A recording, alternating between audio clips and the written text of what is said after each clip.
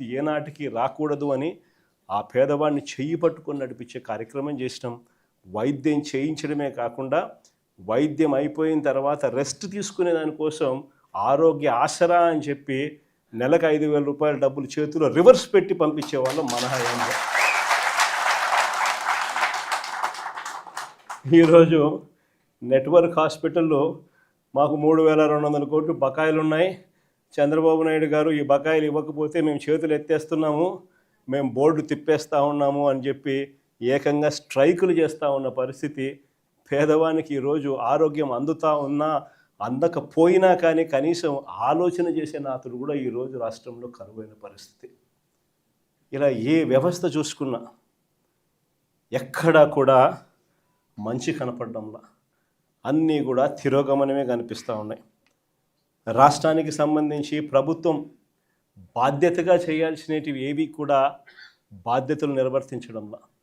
నాడు నేడు ఆగిపోయింది, మెడికల్ కాలేజీలు అమ్మేస్తూ ఉన్నారు, ముఖ్యమైన రాయలసీమ లిఫ్ట్ వంటి ప్రాజెక్టులన్నీ కూడా చేయకుండా ఆపేసిన కార్యక్రమాలు కనపడతా ఉన్నాయి.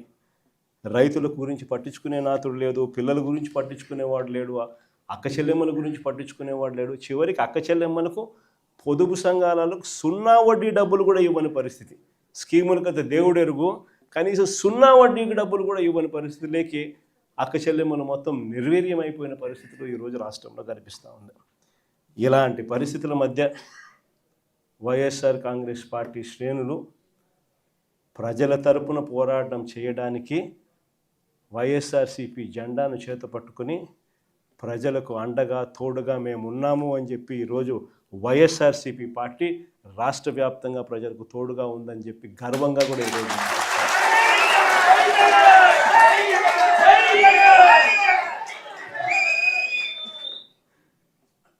ఇలాంటి పరిస్థితుల మధ్య చూస్తా కన్ను మూసుకొని కన్ను తెరిచేసరికి ఇక సగం టర్మ్ అయిపోయింది. 5 ఏళ్ల కాలంలో సగం టర్మ్ అయిపోయింది. ఇక మిగిలినది మరో సగం టర్మే. ఈ సగం టర్మ్లో కూడా ఇంకొక సంవత్సరం దాటితే రేపు సంవత్సరం చివరిలోకి వచ్చేసరికి నా పాదయాత్ర కూడా స్టార్ట్ అవుతుంది.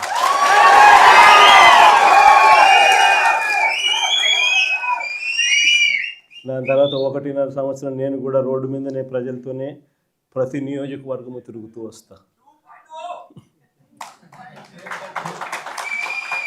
ఆ తర్వాత ఆ పాదయాత్ర స్టార్ట్ అయిన తర్వాత చంద్రబాబు నాయుడు గారికి వైఎస్ఆర్ కాంగ్రెస్ పార్టీ శ్రేణులు ప్రతిరోజు